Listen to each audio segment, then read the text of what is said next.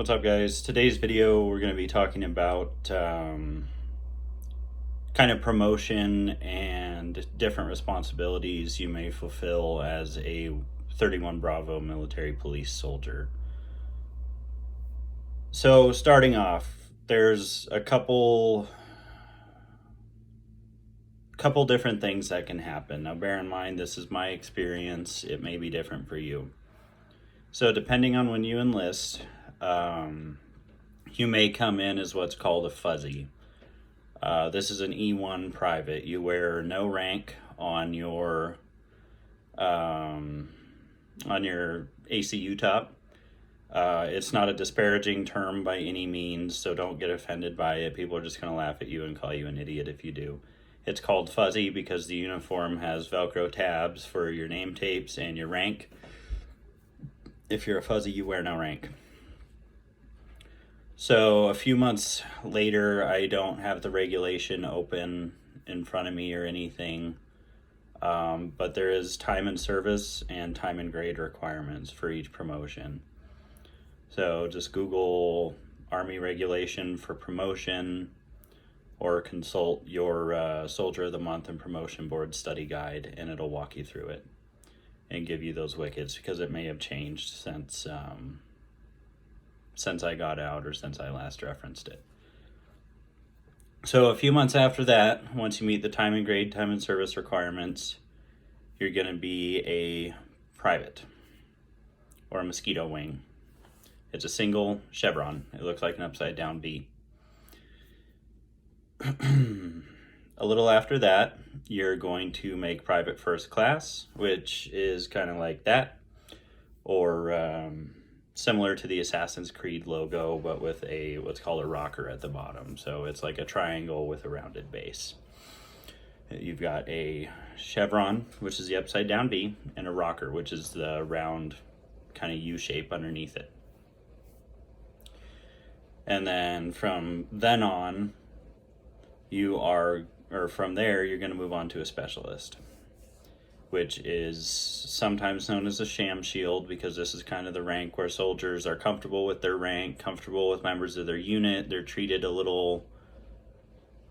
with a little more, not courtesy, but trusted to know when it's okay to be a dirtbag and do nothing versus shut up and get the job done, right? So as a E1 to E4, so mosquito wing is fuzzy is E1, mosquito wing or private is silly, I know, is E2.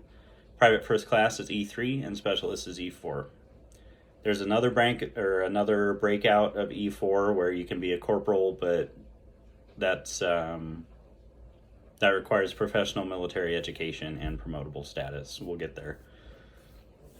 So as an E1 private to a specialist, your job is to be in the right place, right time, right uniform with the right stuff, and learn from your NCOs, do the job. You are the worker bee at this rank. It is your job to do the job your sergeant asks you to do, or your leadership asks you to do, get it done, and report back to them. What else can I do, Sergeant? I know it sounds counterintuitive, and a lot of you out there are like, I'm not going to do that because I like being lazy at work. You know, that's fine. Do what you do, right? If you want to set yourself up for success, though, don't sink into the mud. Always seek out your NCO. Be like, what else can I do? What can I do to help? You know, Sergeant, I'd like to learn something. What can I do? Is there any publications, books, anything I should be reading? Your job is to be a sponge and soak up as much knowledge as you can at these ranks. So you're generally going to be a gunner or a driver within your team, your organizational structure. I'm going to try not to rip into the whole thing from a platoon and company organization. So the smallest unit you're ever going to operate as is a fire team, and this is in a tactical sense. When you're on the road, you're going to be you, yourself, and you sometimes. So in a fire team, you have the vehicle, your driver who operates the vehicle and is responsible for all of its maintenance. Anything to do with the vehicle is the driver's job. right? Loading radios, getting the frequencies set, ensuring your ComSec is loaded. I'm not going to go into that. Once you're in the Army, you will be very well acquainted with what that is. Load plan, getting all the stuff stowed. As a gunner, your job is to stand in the turret and shoot stuff, right? Your job is the security of that vehicle. So it's arguably one of the most important tasks because everyone else is stuck in the big steel box. You're able to defend the steel box. You're standing up on top on a little pedestal, so you can see out, traverse the turret around, use your machine gun, however you got to do it.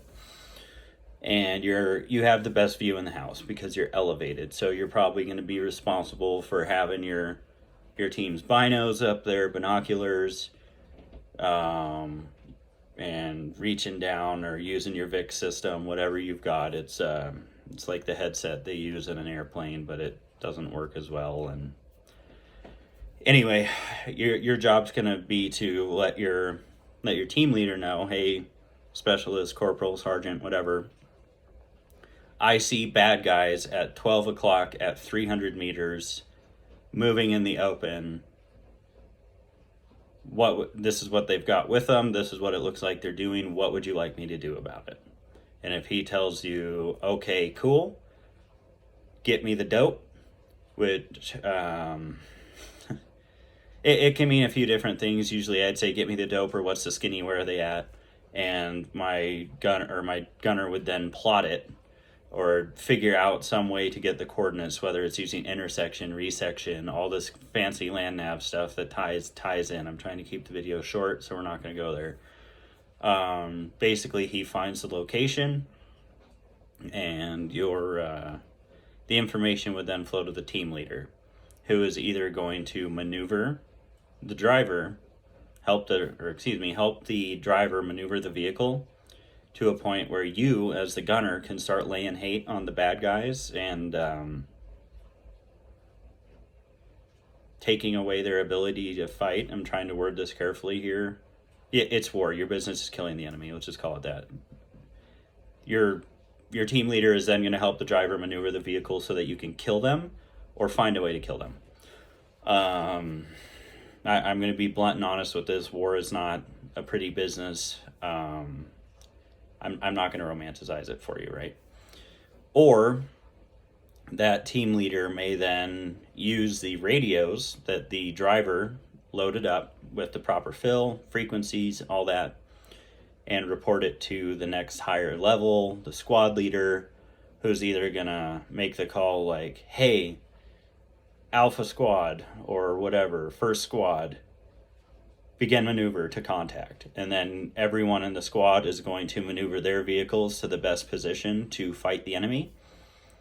Or he may decide to call in an airstrike or what have you. Or just report it and observe. It all depends on what you're doing. So moving on from that, I mentioned there's a sidestep from specialist. This is called corporal. Generally, you've completed what's called NCOES or PME, Professional Military Education, or Non-Commissioned Officer Education and Evaluation System. I'm a little foggy on the last one. I don't recall off the top of my head what it stands for. Anyways, you've completed basic leader course, which is you going and executing a specific set of curriculum to be a sergeant. And once you have that and you get your promotable status, you are then able to promote once you make points. That's a whole nother thing we're not going to get into right now. Christopher Chaos has a couple of great videos on the subject here. I'm just trying to expound off those based on what I know as a military policeman. So as a specialist with a couple years of experience, I was kind of a dirtbag according to the Army.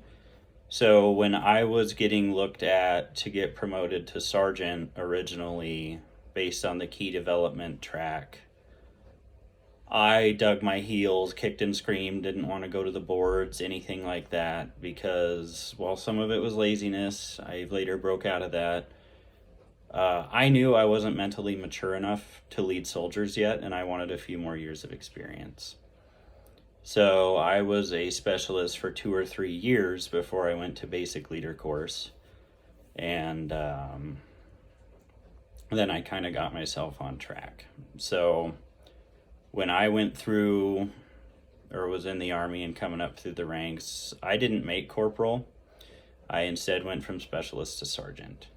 But now, or at least as of when I was getting out, the way promotions are being handled from specialist to corporal, you go to basic, or you get your promotable status, you go to basic leader course. Once you graduate, you become a corporal, and you're a corporal until you pick up sergeant, or are promoted to sergeant. So anywhere from a specialist to an E5 sergeant, you are generally a team leader. You're in charge of the driver and gunner for your team, and you are responsible for all aspects of their military life, ensuring that their barracks room is clean. They've done laundry, they've eaten, they're pursuing college. As soon as you get in within a year, I believe it is, you have access to tuition assistance. Push your soldiers. Get them to start chipping away at a degree if they don't have one. As of now, I was in the Army for 9 years and I still don't have a degree. Some of that was personal choice, but some of it was just me being an idiot. If I could do it again, after a year in, start taking one course at a time. Get that done. Start chipping away at it. You're also responsible for their education, so ensuring they're trained to do their tasks, their job that the Army expects them to do. You're in charge of developmental counseling. So, hey, Specialist Snuffleupagus, during the last month of June, you did X, Y, and Z. You did great at tasks X and Y. Continue to keep it up. I'm proud of you. Great job. Task Z, however, I noticed the following issues. This is how you can improve. Consider the following: 1, 2, and 3. I encourage you to think freely. However, this is what I observed. Find a way to do the task a little better. I'm still proud of you. You're learning. And so on. Now, you can counsel soldiers on a lot of things. I'm not going to get into that. Again, I'm trying to keep this short. The Army is this whole other world that takes years to understand. I was in 9 years and I have a better than average understanding of how it works, because once you get into the upper echelon, things get weird. So anyways, from a potentially a specialist to a sergeant, you're going to be a team leader. After that, you're going to start encountering your broadening assignments. So the big ones are recruiter or drill sergeant duty. Somewhere in here, you may also, within all these ranks, you may get selected to go get what's called an ASI, an additional skill identifier. So as an MP, you can become a detective. Your title is investigator if you're military, and go to what's called Victor 5, V5 school. And that is military police investigator. It's a crash course. Well, it's better than a crash course on being a detective. And you handle detective tasks. Generally, you can show up in appropriate civilian clothes, still do police work, so on and so forth. You can be super cool and do what I did, preach, and go to Q9, Quebec 9. This is down in Lackland Air Force Base, and you learn how to investigate traffic accidents. There's all sorts of math, drawing. It's a very cool course. You also have, I don't remember the skill code for it. You also have protective services details. So essentially you learn how to be a bodyguard and do like a very, very diet light version of what the Secret Service does. Very valuable school though. You can also do physical security. I'm not entirely sure what they do. I worked with those guys very little. It's also a very lucrative ASI to have, additional skill identifier. When you get out, it paves the way for big bucks. So I would highly recommend you try and get physical security. You also have special reaction team school. There's 2 phases of it, I believe. You're essentially SWAT for the military police. It's a very good thing to push yourself to go through if you're physically able to do it and you're a very good shot. I highly recommend it. It will help you. It provides a lot of transferable knowledge. I've worked with our special reaction team guys a lot and taught room clearing with them. They are the true masters of the craft. Infantry guys, you're going to argue it. I don't know why you're listening to this point, but don't argue it. You're not the only ones that can be good at room clearing, right? I can jump in the stack and whip your ass just as well as you can. So anyway, so you're going to run into ASIs around specialist to sergeant generally. Sometimes a staff sergeant gets it. It depends. There's other ones you can get, like your analysis coordinator and all that. Don't be a P handler. Like, it is what it is, right? If you're a responsible person, then you want to be noticed for that, go to your analysis school. But anyway, there's also less lethal instructor course. It's called a NIWIC. I don't remember what it stands for. Anyways, it's all tools for the toolbox. It's its own world within a world within a world. So anyways, moving on, getting back focused. So around sergeant, towards the end of it, when you're getting ready to be evaluated to be a staff sergeant, you may have been selected for recruiter duty, instructor duty if you have squad leader time, or which is kind of hard to get as an E5, but hey, it happens, or drill sergeant duty. A lot of these are considered gatekeeper assignments to getting promoted to E7 or sergeant first class, along with having either airborne, air assault, Pathfinder, Ranger, any of those hua hua schools. If you've got those and you were a drill sergeant or a recruiter, chances are you're going to get sergeant first class within your first couple looks. There are those that would disagree with that, but I'm not a soldier anymore. I have my free speech back. This is just what I've noticed. So take it with a grain of salt. I'm not throwing shade at you guys. You guys, whatever. Anyway, take it how you will. So as an E6, a staff sergeant, you're going to be responsible for anywhere from...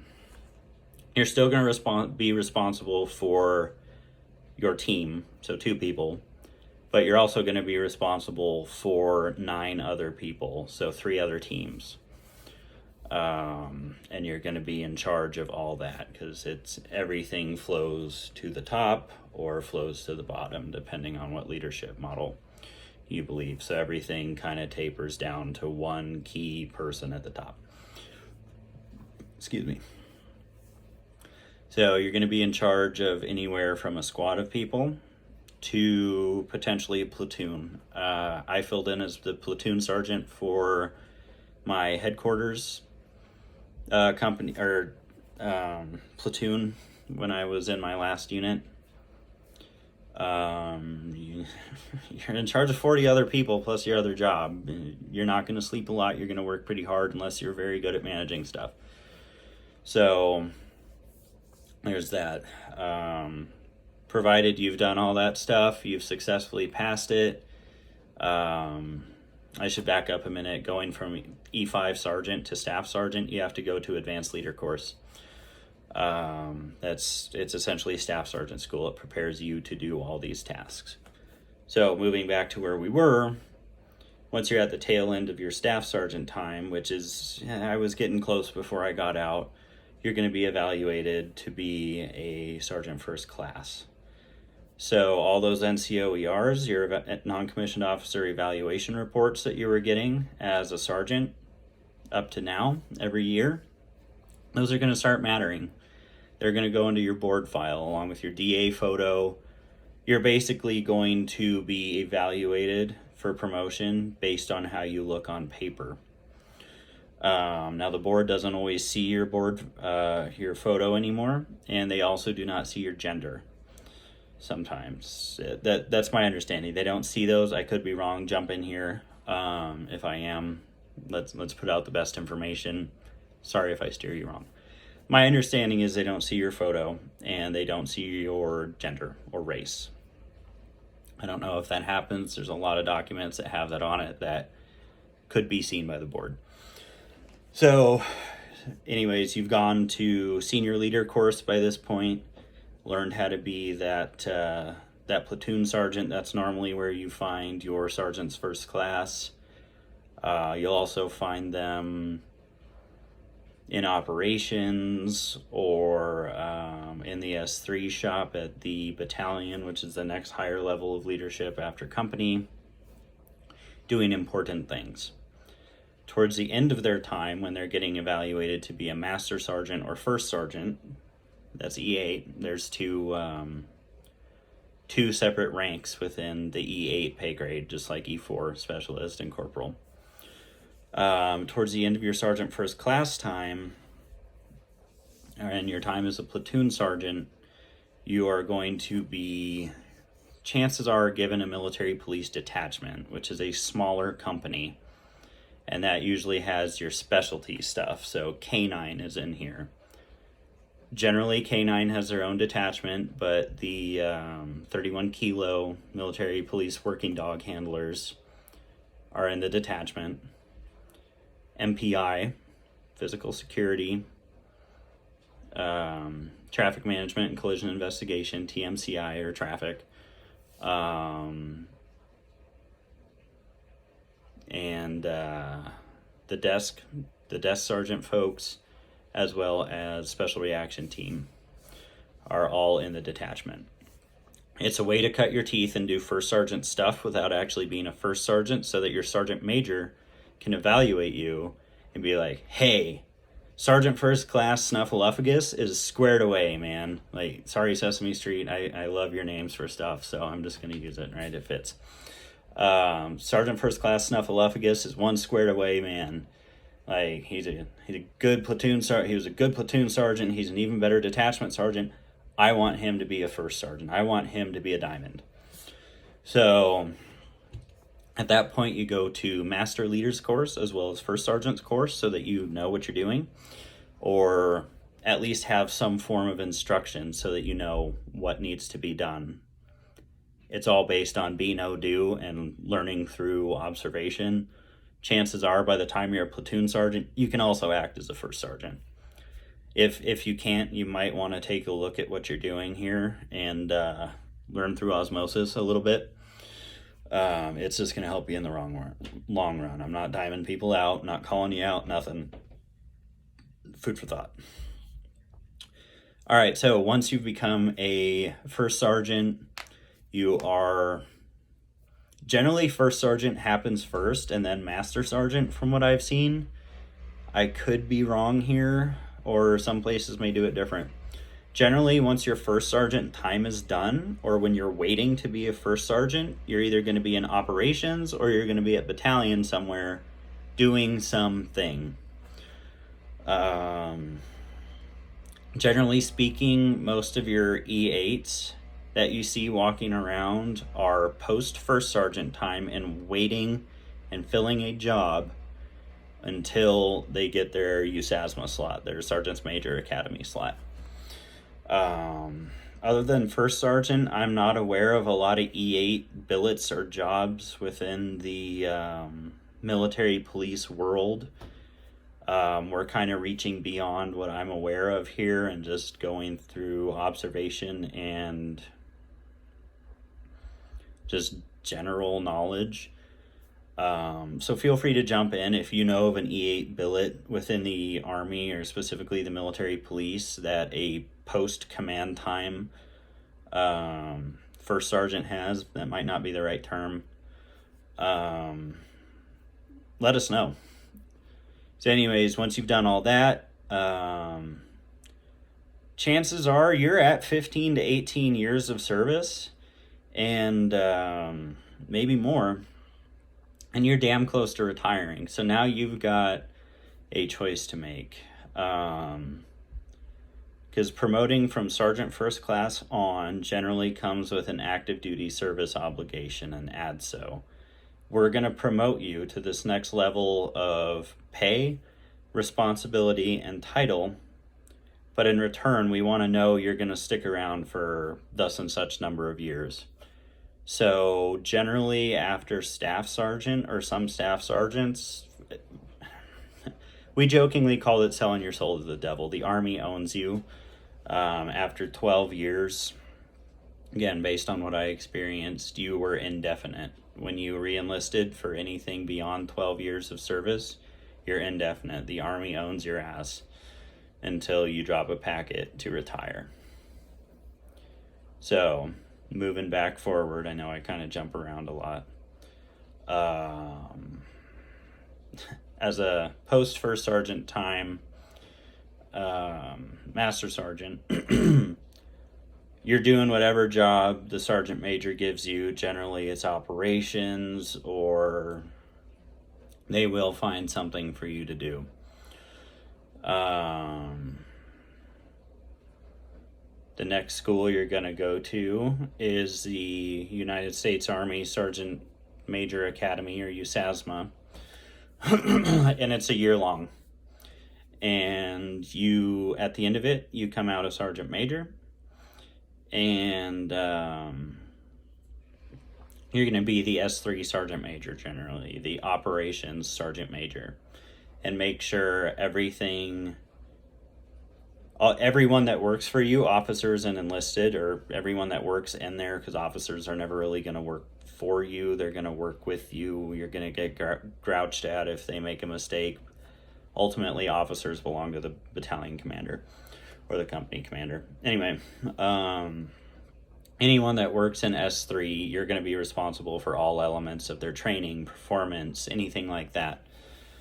And your job is to keep the detachments in line and all that, specifically headquarters and headquarters detachment. And then at the end of that time, you're going to get looked at, and if you've done well up to that point and the stars align correctly, you are going to become a command sergeant major. It is going to be your battalion. Battalion commanders, ultimately it's yours, but without a good sergeant major, your battalion's going to fall apart, right? So it is your battalion. Make no mistake there.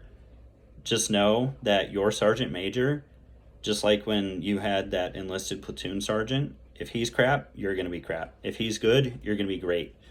So definitely work well with your enlisted counterparts at that point. Anyways, so as a command sergeant major, you're responsible for the wellness of the entire battalion, the order and discipline, soldier issues, stuff like that. I don't have a lot of knowledge about what a command sergeant major does, because I never spoke to mine unless they wanted to speak to me about something, or I got called into their office based on a high visibility issue on the road or anything like that they wanted, like, the straight skinny on, straight from the horse's mouth per se. So if you're a sergeant major and you're watching this, or specifically a command sergeant major, you know what, whatever rank you are, if you've got more knowledge on something or knowledge you want to share, jump in. I strongly encourage it. I see some things different than you. You may have seen things I didn't see. Let's paint a good picture here. But anyways, you're going to be in charge of the battalion, all the companies they're in, all the first sergeants answer to you, and you answer to the brigade sergeant major. Now, if you get selected to be a brigade sergeant major, you've done well at battalion. Chances are. You may have stopped and done some time at the schoolhouse back in Leonard Wood. Maybe. Generally, you're going to do your battalion or brigade time. I remember hearing at one point that they were kind of considered interchangeable. You can do one, the other, or both. And then you, again, I could be wrong. And then generally you're going to be the regimental command sergeant major. And at that point, you're in charge of the entire military police regiment. What you say goes, as long as you're, as long as the regimental commander, I don't remember his proper title, as I interacted with them exactly once, and that was when I was in basic training. Anyway, as long as he approves it, your word is God, your word is gold. So, yeah, that's kind of everything in a nutshell. I'm trying to rack my brain here with NCO history. I don't remember there ever being a military police sergeant major of the Army. I don't believe that's something that would happen, just due to the internal politics of the Army and the fact that the Army exists. Technically, we all exist to support the combat arms guys. If you're not combat arms, you're important, but generally not as important as they are, right? Generally, it's your combat arms people that are going to end up as the sergeant major of the Army. I don't know if there's anything in regulation saying that an aviation command sergeant major couldn't be the sergeant major of the Army, the military police command sergeant major couldn't be the sergeant major of the Army. I don't know. I never got that far into it. I quite honestly never cared to know, because I knew in my heart of hearts that if I made it anywhere beyond sergeant first class, it was a miracle.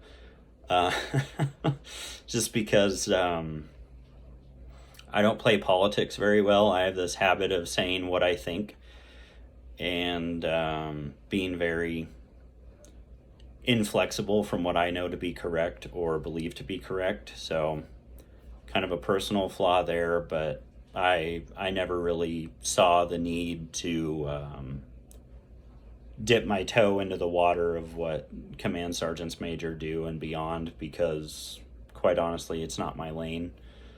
The highest I ever would have been responsible for, I think a couple times, I was the acting first sergeant. My actual first sergeant at the time said something about Staff Sergeant Shockley's going to be in charge while we're gone. God knows what he's going to do with it, but he's in charge. First Sergeant M, if you're watching that, just know that's one of the funny memories that stuck out in my mind. Anyways, that's about all I've got. I welcome your questions as always. I got to work tonight. I just switched over to night shift, so I'm going to shut up, eat, change. I got back from the gym and decided I needed to talk to you guys for a half hour instead of eating and getting ready for work. So I'm going to let you go. Take care, stay safe, and I'll catch you guys on the next one.